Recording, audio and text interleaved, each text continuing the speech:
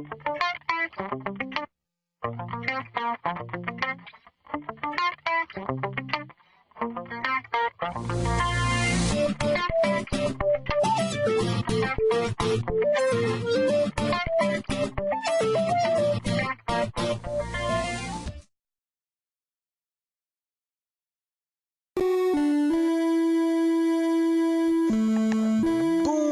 tout le monde, ici le prof, bienvenue à cette nouvelle vidéo du Collège Horreur. Et oui, comme vous pouvez voir, vous avez un visuel de mon visage, même si par exemple vous l'avez déjà vu dans d'autres vidéos. Ça me tentait de faire un essai, de voir qu'est-ce que ça allait donner bien sûr à l'écran, et en espérant que je ne vous fasse pas fuir et non plutôt l'inverse, vous attire un petit peu plus. Comme vous pouvez voir, je vais m'enlever et j'ai mis un excellent arrière-plan ou quelques bas de mes consoles. C'est temporaire parce que étant donné que si j'enlève les boîtes, mon studio d'enregistrement est plus ou moins terminé, parce que c'est comme une sorte de salle de débarras avant, puis ça fait que les murs sont plus ou moins finis, mais c'est pas grave, j'ai réussi à faire quelque chose de correct en peu de temps. Bon ben ça fait qu'on se retrouve sur Castlevania 3, Dracula's Curse, un jeu bien sûr fait par Konami, édité et bien sûr développé par Konami, sorti en 1989, décembre 1989 au Japon, en septembre en 90 pour l'Amérique, et en 1992, décembre 92 pour les Européens. Ça veut dire que en décembre au Japon, 89, et 3 ans plus tard en Europe. Un petit détail qu'il faut savoir, c'est que la cartouche japonaise avait une puce spéciale qui était la VCR6, qui permettait de faire en sorte que le son soit meilleur et que le visuel aussi. En ce moment, vous voyez la petite cinématique du début. L'histoire est très simple. On se retrouve avec Trevor Belmont, l'ancêtre bien sûr de Simon Belmont qu'on a connu dans les 2 premiers opus, et comme d'habitude celui-ci a hérité de l'arme qui permet de tuer Dracula, le vampire killer, le fouet en fin de compte, et bien sûr doit poursuivre la tradition des Simon Belmont, pas des Simon Belmont, mais de la famille Belmont, de se débarrasser bien sûr de ce être maléfique qui est Dracula, parce qu'il a mis toute l'Europe dans le noir, dans les ténèbres, et c'est à nous d'aller sauver la situation. Donc on va débuter maintenant. Ce qu'il faut savoir, c'est le 3e opus bien sûr de la série. Oups, on va y aller maintenant, pas de opening. De la série, c'est le meilleur. Pour la trilogie, oui, parce que, à fin de compte, étant donné que le 2e opus avait plus ou moins satisfait les fans du premier, étant donné qu'on avait changé un peu la recette, c'était devenu un petit peu plus recherche, RPG, rôle, je veux dire, c'était moins action plateforme. On a décidé de revenir à l'ancienne recette qui était du premier opus, qui veut dire plateforme action, et ce qui a été une très bonne chose parce que c'est quelque chose qui avait bien fonctionné, et on a décidé simplement de reprendre la même bonne vieille recette et peut-être d'améliorer quelques détails, parce que ce qu'il faut savoir, c'est que dans celui-ci, la grosse nouveauté, c'est le fait d'avoir des personnages qu'on peut débloquer. Excusez, je regarde en même temps l'écran, je joue toujours en même temps, c'est pour ça que des fois je peux décrocher la caméra. Ce qui fait qu'on se retrouve avec 3 personnes. On peut débloquer 3 personnages différents, oui, que j'ai pris en note, je vais vous les donner. Il y a Sypha Belnat, une prêtresse qui fait de la magie. Je l'ai jamais vue en tant que telle en jeu, j'ai jamais eu la chance de l'utiliser ou de la voir en tant que tel. J'ai pas cherché beaucoup sur YouTube. Il y a Grand Dynasty, lui, ce que j'ai lu que c'était un brigand qui avait été transformé par Dracula en démon. On va essayer de se rendre justement pour pouvoir le débloquer, parce que les personnages qu'il faut savoir, c'est qu'ils sont débloquables par certains chemins. Et le troisième, bien sûr, le plus intéressant selon moi, Alucard, bien sûr, le fils de Dracula. Son habileté à lui, c'est de se transformer en chauve-souris. Et afin de compte de nous permettre de voler. On va y aller pour l'eau bénite. C'est quand même un item très intéressant, l'eau bénite. Habituellement, c'est comme l'item cheaté du jeu. Même défaut hein, dans ce jeu, si le scrolling qui monte en ce moment, si on tombe en bas de la plateforme, on meurt. C'est un choix bizarre.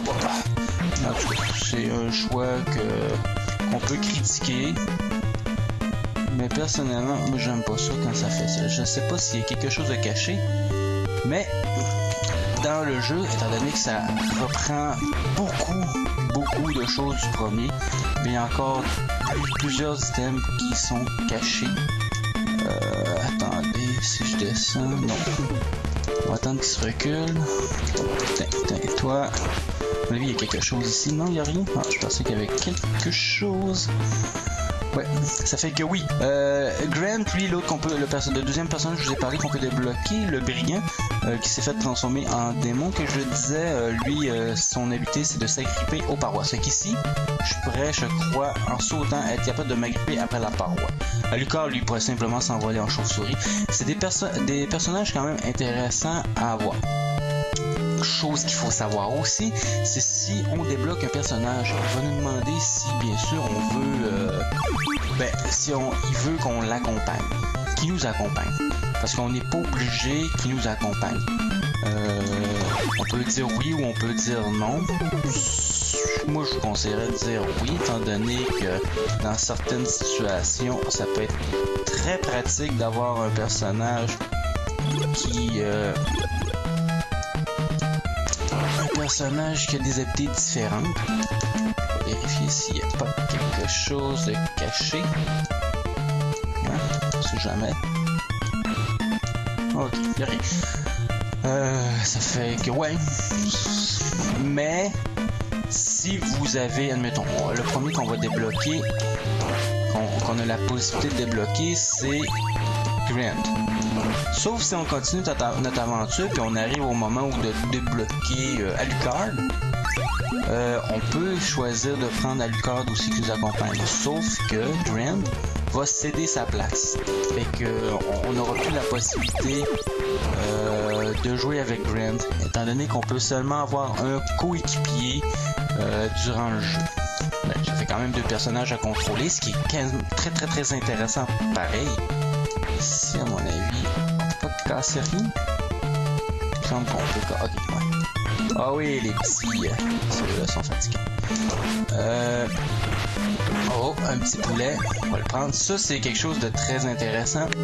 Là, je sais qu'on est dans une vidéo du collège joueur, mais les items cachés comme ça, je peux vous dire que ça va être sûrement la prochaine vidéo que je vais faire pour Game Maker, étant donné que c'est un élément de gameplay pas essentiel, mais qui fait partie quand même des Castlevania. Hein? Il faut faire attention aux petites boules. Oh, on va y aller quand même assez rapidement. Les têtes. Bon, ben ça va bien pour l'instant. Le premier boss, je m'en souviens plus. Ce qu'il faut savoir, c'est que 15 niveaux, hein, 15 niveaux, 15 stages. Là, regarde, si on voit en haut, si vous regardez bien, en haut à droite, vous avez le 1-04. Bon, on pourrait dire que on est sur, on peut être rendu déjà au 15e, non. 15 niveaux, ça doit être le premier niveau, mais avec 4 tableaux. Ouais, on va dire ça, mais j'espère que c'est ça. Faut regarder attentivement parce que des fois, il peut y avoir des items de cachés. Ok, on va se pousser. Très important d'envoyer la hache parce qu'on l'a.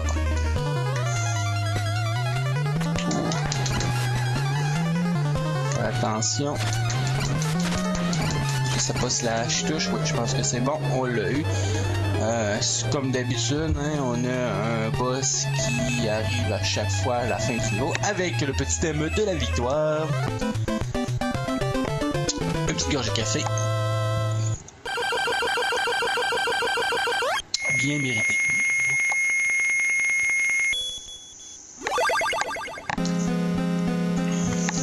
Fait que là, en ce moment, ce qu'on voit, c'est quelque chose de... On va regarder si tout enregistrait bien, oui, parce que des fois, on peut se faire avoir. Ce qui est intéressant à savoir, c'est qu'ici, on a le choix à prendre un chemin alternatif. Soit qu'on va vers le bas, ou soit qu'on va vers le haut. Étant donné que je sais que si on va vers le haut, c'est le niveau de l'horloge, bien, on va débloquer, bien sûr, le Grand. Étant donné que je vais vous montrer... avoir un deuxième personnage, je vais prendre ce chemin-là. Sauf que, vous savez, hein, c'est quand même pas toujours évident. L'objectif de la vidéo, c'est bien sûr de se rendre le plus loin possible. Mais il faut quand même faire attention. Et ce niveau-là, il est pas super... Il faut faire attention.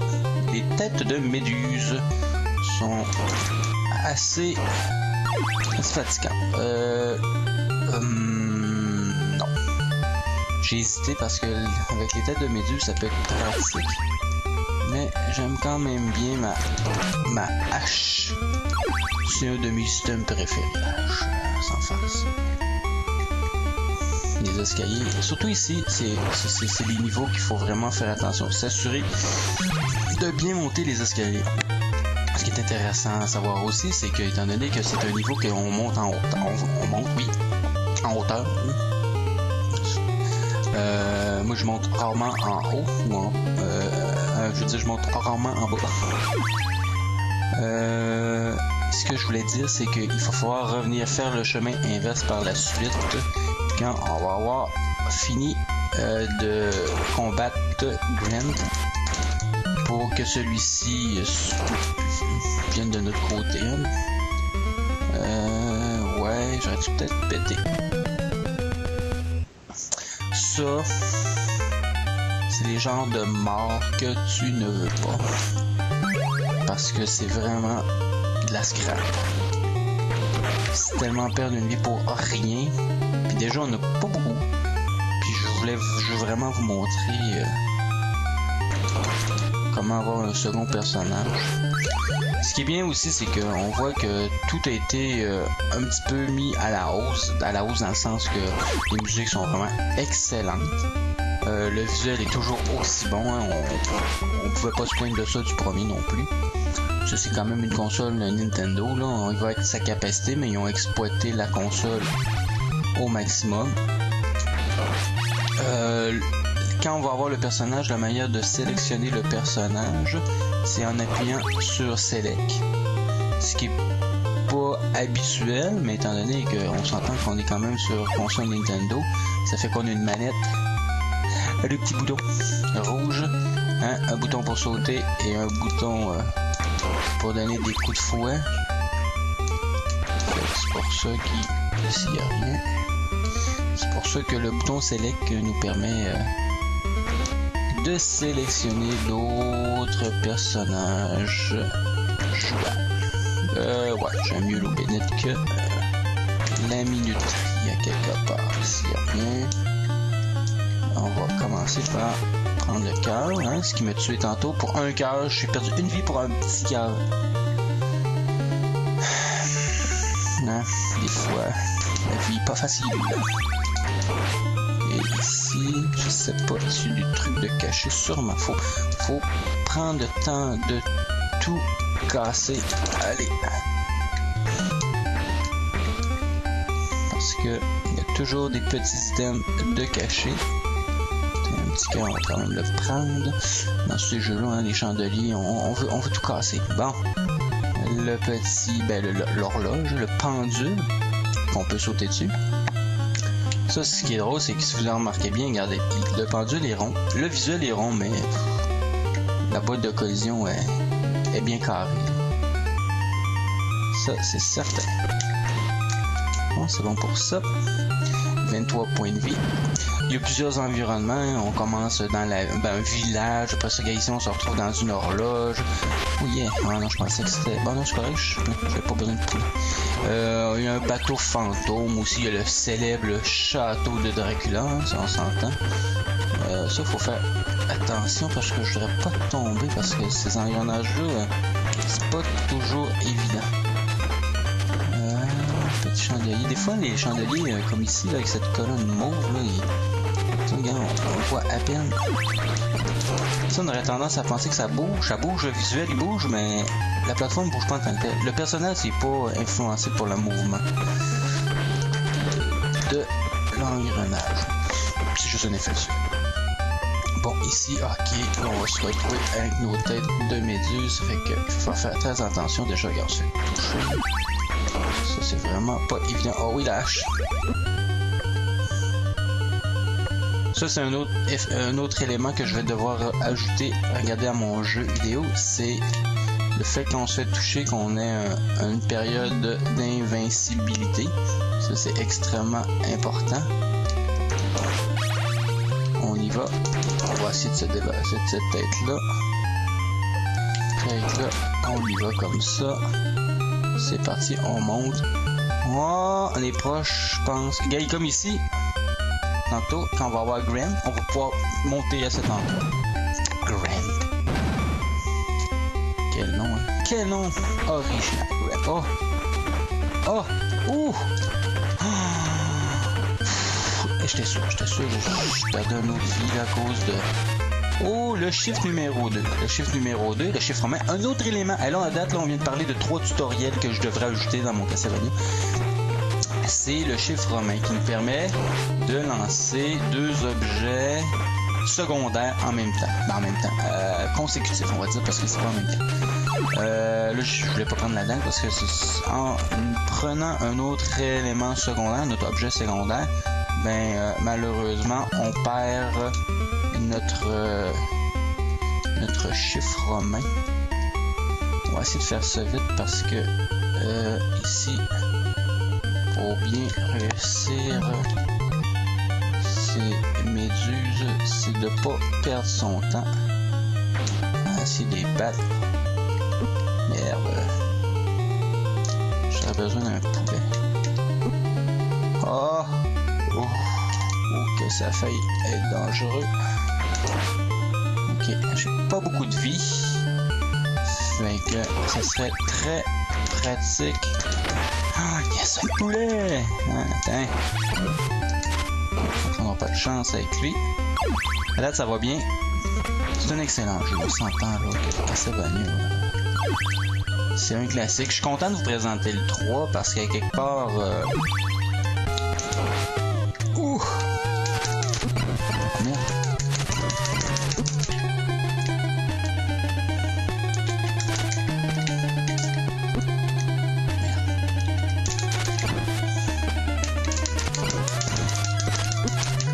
Oh! Non, on recommence ça. Ah non, pourquoi j'ai fait ça? Ouf! Une fois de plus, il me reste 0 vie. Qu'est-ce que je vais être capable de vous montrer? Il me semble qu'on recommence vraiment en bas. Non, peu importe. On va essayer de pas faire de gaffe. Les méduses. Oh, ouais, vas-y. Tac, tac, tac. On essaie de les éliminer. Si on peut les tuer, on va les tuer. Si on voit que c'est pas possible ou c'est mieux de faire un peu de vitesse. Wow, ça c'était du pixel près. Oh là là. Les méduses, je les ai mis dans mon jeu, mais je vous ai jamais fait le tutoriel pour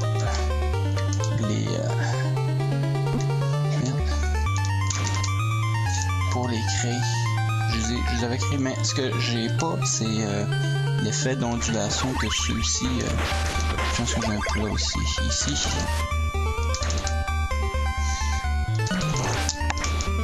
Ça va bien. Ben, j'aurais pu finir tantôt. J'aurais aimé ça. Juste avoir Grand. Parce que là, c'est ma dernière chance. Et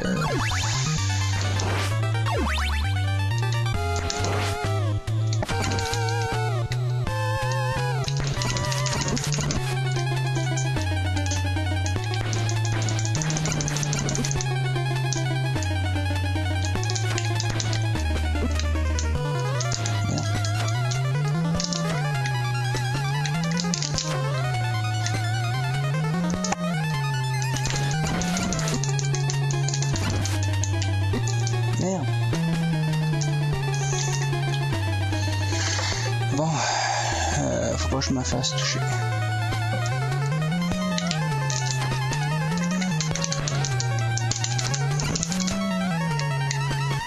Ouais.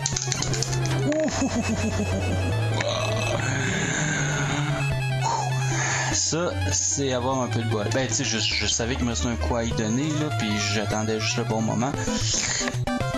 Écoutez, le son de la victoire. Une petite gorgée de café. Maintenant, notre ami Grant, qui n'est plus un démon, nous donne... oh ben oui, il a rêvé qu'il était rendu un fantôme. S'il vous plaît, prenez-moi avec moi. Ma famille a été tuée par Dracula. Qu'est-ce que je fais? Je le prends avec moi ou je le laisse ici? Ben, je vais le prendre avec moi, bien sûr. Et il dit qu'il peut m'aider beaucoup parce qu'il est très rapide. Et c'est vrai que c'est un personnage qui se manie quand même assez bien. En rapport à sa gravité, vous allez voir, je vais vous montrer après. Là, un petit tremblement de terre, petite secousse, et il faut redescendre à nouveau. Il faut redescendre à nouveau, bien sûr. On va commencer par prendre ça. Redescendre.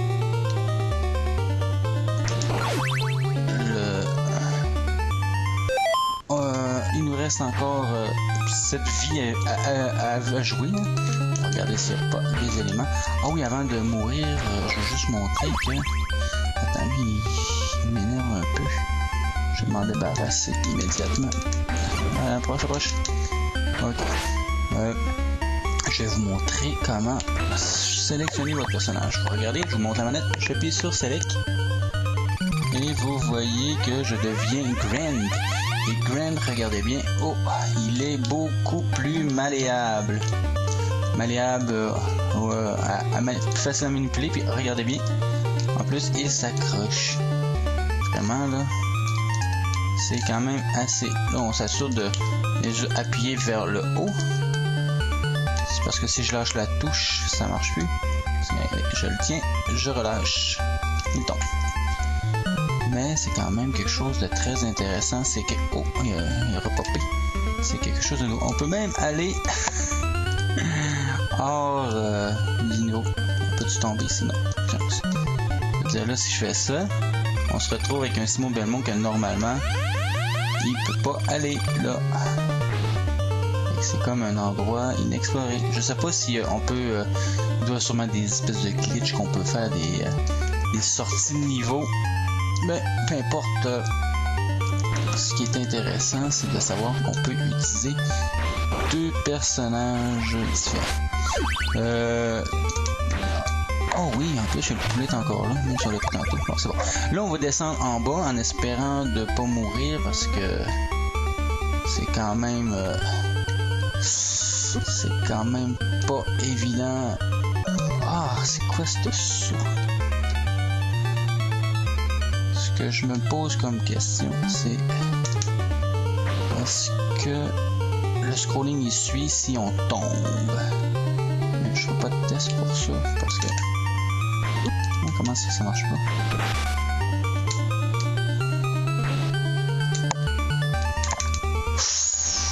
Me faire toucher, c'était la fin. Ah. On se fait toucher, c'est incroyable. Ça arrête pas. Là. Ah, un numéro 2 en chiffre romain. Ça va nous permettre de lancer 2 fois plus de couteaux. Est-ce qu'il y a quelque chose de nécessaire là-dedans? Bon, ici, est-ce qu'il y a un item de caché? On va aller voir. Parce qu'on aurait tendance à penser que oui, il devrait y avoir quelque...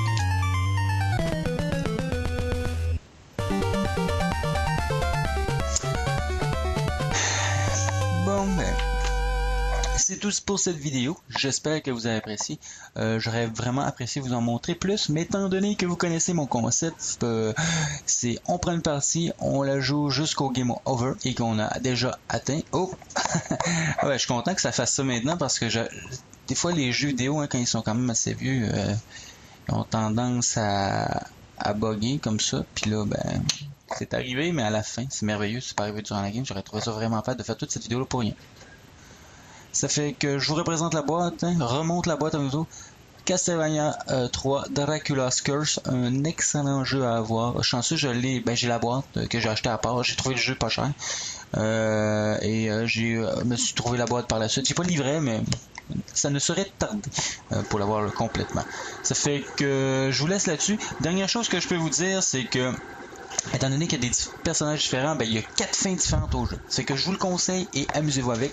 Le professeur vous dit à la prochaine vidéo.